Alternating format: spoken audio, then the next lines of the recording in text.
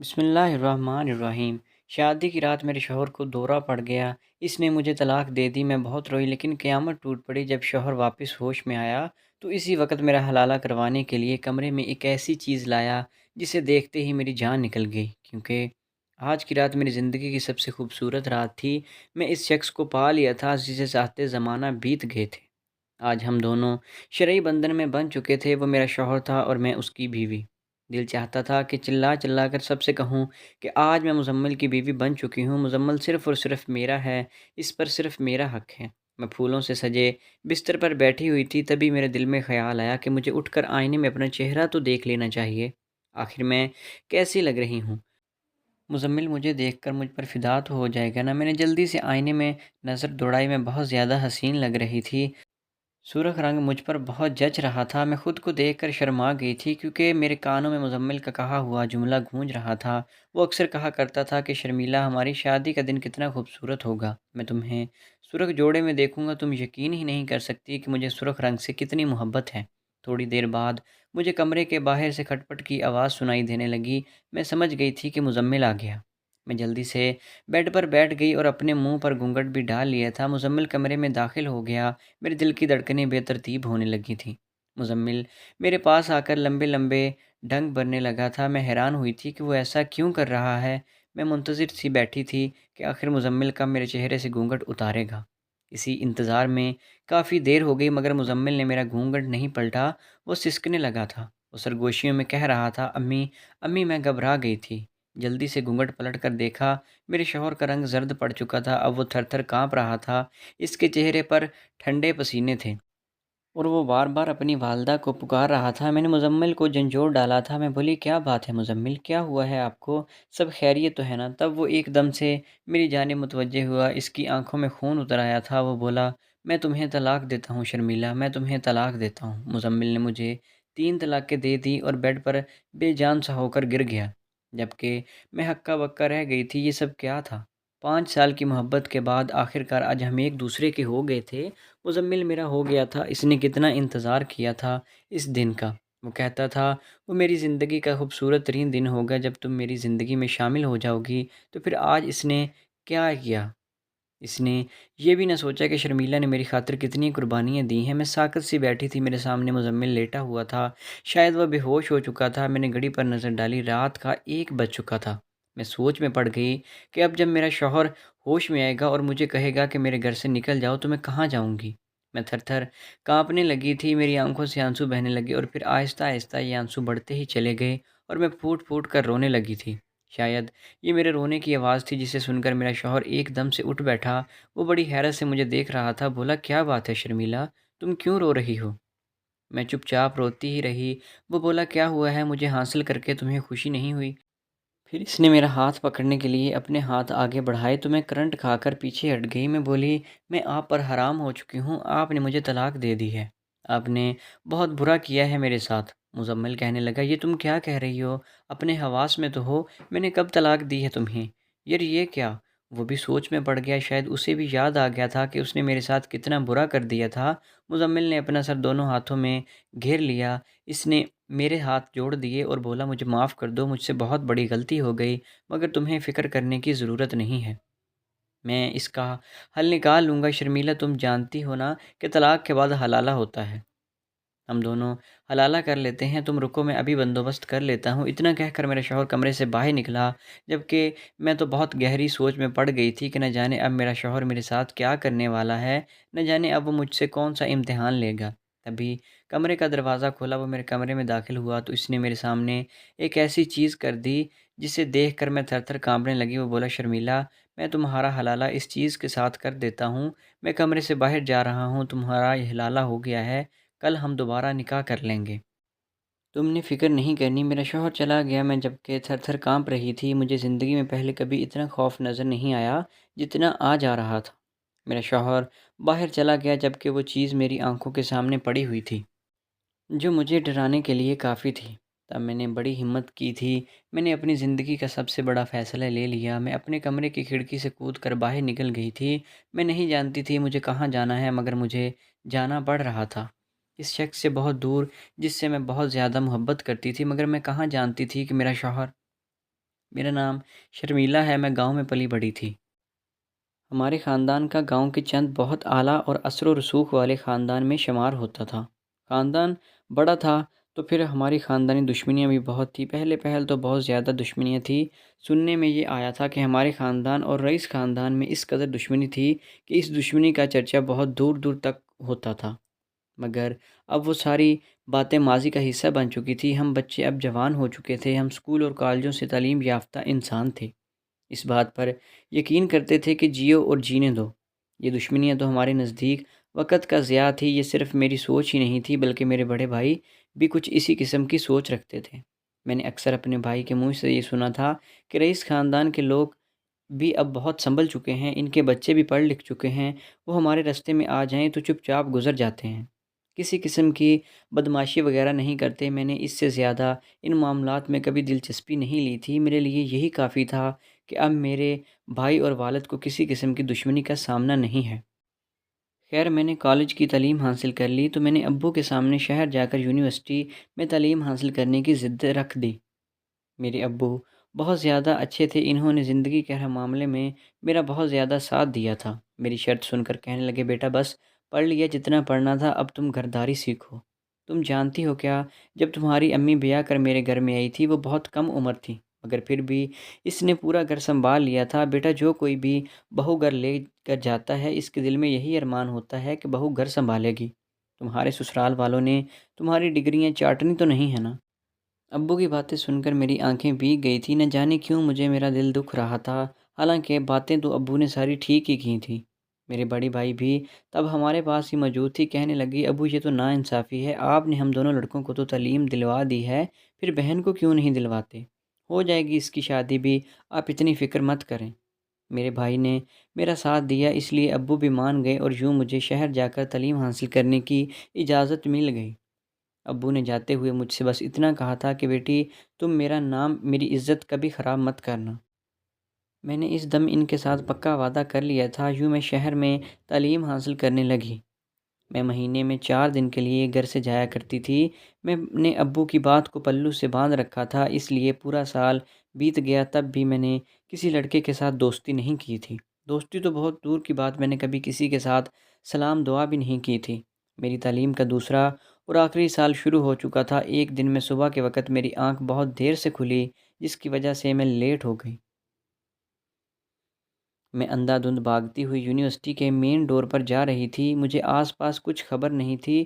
تب مجھے احساس ہوا کہ کوئی مجھے اپنی جانب بلا رہا ہے۔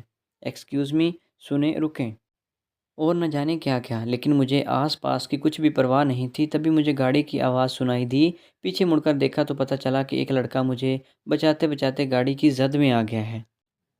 وہ سڑک پر پڑا کرا رہا تھا، اس کے ارد گرد خون ہی خون تھا۔ میں بہت زیادہ گھبرا گئی تھی، چیخنے چلانے لگی تھی۔ تبھی دیگر طلباء نے ایمبولینس کو بلا لیا تھا، وہ اس لڑکے کو لے کر ہسپتال گئے تھے۔ میں اس سارے واقعے سے بہت زیادہ پریشان ہو چکی تھی، میرا دل بہت زیادہ گھبرا رہا تھا۔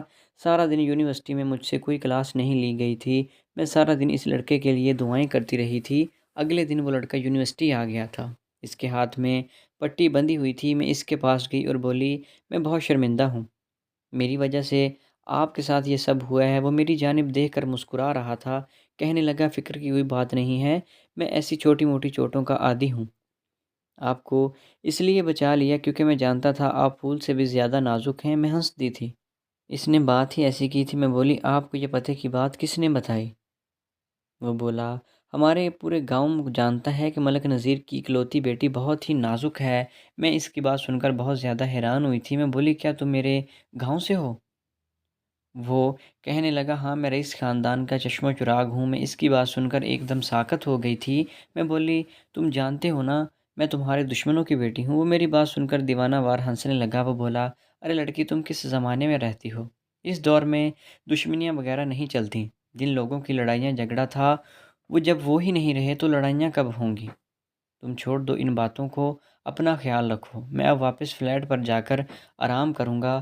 میں اس کی بات سن کر حیران ہوئے بنا نہ رہ سکی۔ میں بولی، اگر جانا ہی تھا تو آئے کیوں؟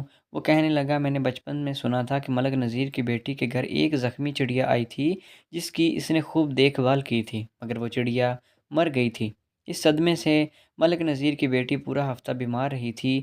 وہ یہ سمجھنے لگی تھی کہ اس نے چڑیا کی صحیح سے دیکھ بھال نہیں کی، اس لیے مر گئی۔ وہ بات مجھے یاد تھی۔ میں نے سوچا کہ تم نے میرا اتنا خون بہتے ہوئے دیکھا تھا، کہیں اس بات کو دل پر لگا کر بیمار نہ پڑ جاؤ۔ میں یونیورسٹی صرف تمہاری وجہ سے آیا تھا تاکہ تم پریشان نہ ہو جاؤ۔ اس کی آنکھوں میں عجیب سے تاثرات تھے۔ پھر وہ کہنے سننے بنا ہی چلا گیا، جبکہ میں ہکا بکا رہ گئی تھی۔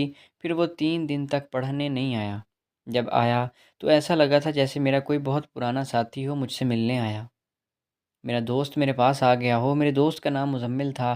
ہم دونوں کی بہت اچھی دوستی ہو گئی۔ اب ہم دونوں سارا سارا دن باتیں کرتے رہتے تھے۔ یوں ہی 1 سال بیت گیا اور ہمیں پتہ بھی نہیں چلا۔ بس اتنا ہوا تھا کہ سال کے شروع میں جو یہ دوستی تھی، سال کے آخر تک محبت بن گئی تھی۔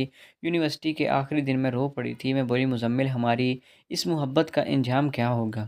اس نے میرا ہاتھ تھام لیا اور آنکھوں میں آنکھیں ڈال کر بولا، نکاح۔ وہ کہنے لگا، اب ہم دونوں کے خاندان میں کوئی دشمنی نہیں ہے، اس لیے یہ نکاح بہت آسانی سے ہو جائے گا۔ میں نے بہت غلط کیا تھا جو اس کی بات پر یقین کیا تھا۔ خیر، جب میں امتحانات سے فارغ ہو کر واپس حویلی لوٹی تھی تو مجھے ہر طرف رونق ہی رونق نظر آئی تھی۔ میرے استفسار کرنے پر بتایا گیا کہ میرے دونوں بھائیوں کی شادی کی تیاریاں چل رہی ہیں۔ خیر، ایک بہت ہی پیارے سے دن میں میرے بہت اچھی سی بھابھیاں میرے گھر کی رونق بن کر آ گئی تھیں۔ پھر امی کو میری شادی کی فکر ستانے لگی۔ وہ ابو سے بار بار کہتی تھی کہ میری بیٹی کا بھی کچھ سوچیں۔ ابو بھی اب رضامند ہو چکے تھے۔ وہ میرے لیے رشتے ڈھونڈنے لگ گئے تھے۔ میں نے جٹ سے مزمل کو کال کر دی تھی۔ مزمل نے مجھ سے کہا تھا کہ میں جب بھی رشتہ مانگنے آؤں گا تو فوراً ہاں ہو جائے گی، اس لیے میں بہت زیادہ پر امید تھی۔ مزمل کہنے لگا، شرمیلا ذرا صبر کرو۔ میں بولی، نہیں، جلدی میں نہیں ہوں، میرے گھر والوں کو شادی کی پڑی ہوئی ہے۔ وہ کہنے لگا، رشتہ کس منہ سے مانگنے آؤں گا؟ ابھی تو میرا رزلٹ نہیں آیا، میرا رزلٹ آ جائے، میں جاب کرنے لگوں تو رشتہ مانگ لوں گا۔ مزمل کی بات میں وزن تھا، اب مجھے ہی کچھ نہ کچھ کر کے اپنے گھر والوں کو ٹال کر رکھنا تھا۔ ایک دن امی ابو بیٹھے میری شادی کی بات کر رہے تھے۔ میں نے ان کے پاس جا کر بیٹھ گئی۔ میں بولی، ابو، یہ کہاں کا رواج ہے کہ دلہن اپنی شادی کے فنکشن ہی انجوائے نہ کر سکے؟ ابو، میں اپنے رزلٹ کی فکر میں ہوں، شادی میں کیا خاک مزہ کروں گی؟ ابو میری بات سن کر ہنس دیے تھے، بولے، شرمیلا، ابھی ہم صرف تمہارا رشتہ پکا کر دیتے ہیں، پھر شادی بعد میں۔ میں نے زور سے نفی میں سر ہلا دیا۔ میں بولی، پہلے میرا رزلٹ آئے گا، پھر کچھ اور ہوگا۔ ابو نے میری یہ بھی بات مان لی تھی۔ اب رزلٹ تک میرا رشتہ ٹل گیا تھا، میری زندگی میں سکون آ گیا تھا۔ میری اور مزمل کی محبت پروان چڑھتی چلی گئی۔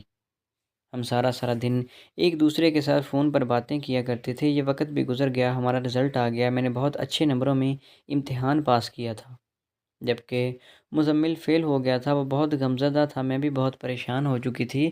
پھر سے گھر میں میری شادی کی تیاریاں شروع ہو چکی تھی۔ میں نے مزمل سے کہا کہ اب تو میرا رشتہ لے آؤ۔ مزمل مجھ سے لڑنے لگا تھا کہ میں بہت زیادہ خود غرض ہوں، میں اس کا احساس نہیں کرتی، میری تو جان پر بن گئی تھی، میں کرتی تو کیا کرتی۔